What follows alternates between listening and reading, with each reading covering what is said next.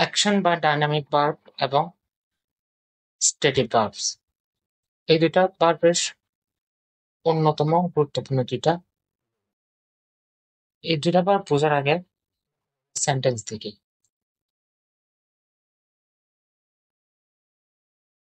এখানে একটা sentence, I understand. সেন্টেন্সটা কি সঠিক না ভুল? এটা সঠিক। এরপর যদি আমরা একটা সেন্টেন্স দেখি, আই এম আন্ডারস্ট্যান্ডিং, এটা ভুল। তারপর I have a new phone, সঠিক। I am having a new phone, ভুল। I am having a good time, সঠিক। এখন এগুলো আই আন্ডারস্ট্যান্ড এটা সঠিক, আই এম আন্ডারস্ট্যান্ডিং ভুল, I have a new phone ঠিক, হ্যাভিং এ নিউ ফোন ভুল, I am having a good time সঠিক। এই সেন্টেন্স গুলা ভুল, আবার কতগুলো সঠিক হওয়ার কারণটা কি? কারণটা জানার চেষ্টা করব। প্রথমত,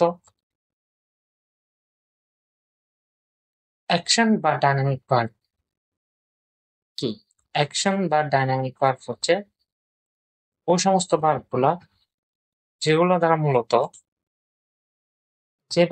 মূলত ফিজিক্যাল, মানে এগুলা শারীরিক কোনো অঙ্গের দ্বারা সংগঠিত হয়, এবং যেগুলা করতে আমাদের বডি ব্যবহৃত হয় বা বডির কোনো পার্টস ব্যবহৃত হয়, এবং যে ভার্ব গুলা চোখে দেখা যায় বা যে ভার্বের কাজগুলা চোখে দেখা যায়।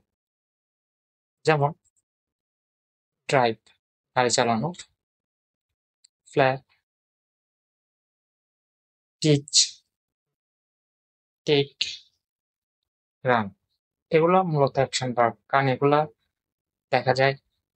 এগুলা কাজগুলা করার জন্য আমাদের শরীরের কোনো পার্টের প্রয়োজন হয়, তাই এগুলো হচ্ছে অ্যাকশন ভার্ব বা ডাইনামিক ভার্ব। এখন আসি আমরা স্টেটিভ ভার্বস। স্টেটিভ ভার্বস কোনগুলো? স্টেটিভ ভার্বস এর প্রধান কয়েকটা বৈশিষ্ট্য হলো, এগুলা ইমোশনাল, মানে আবেগিক। আবেগিক ভার্ব যেগুলো আছে এগুলো হচ্ছে স্টেটিভ ভার্বস। যেমন লাইক, লাভ, লাইক, হেট, প্রেফার, ওয়ান্ট। মাইন্ড, মানসিক বা অপিনিয়ন, মন্তব্য। এই জাতীয় ভার্ব যেগুলো আছে এবং মন্তব্যের সাথে জড়িত, এগুলো স্টেটিভ ভার্বস। যেমন understand, remember, believe, know, feel, agree, disagree. Sense, অনুভূতিমূলক ভার্ব যেগুলো আছে এগুলো stative verbs. Smell, taste, feel, hear, see, stative verb. States, অবস্থান, অবস্থান জাতীয় ভার্ব যেগুলো আছে, অর্থাৎ যে ভার্ব গুলা কখনো পরিবর্তন হবে না বা অদূর ভবিষ্যতে পরিবর্তন হওয়ার কোনো সম্ভাবনা নাই, এগুলো হচ্ছে স্টেটস, এক ধরনের স্টেটিভ ভার্বস। এখানে মূলত বি এবং হ্যাভ এই দুই ধরনের ভার্ব ব্যবহৃত হয়।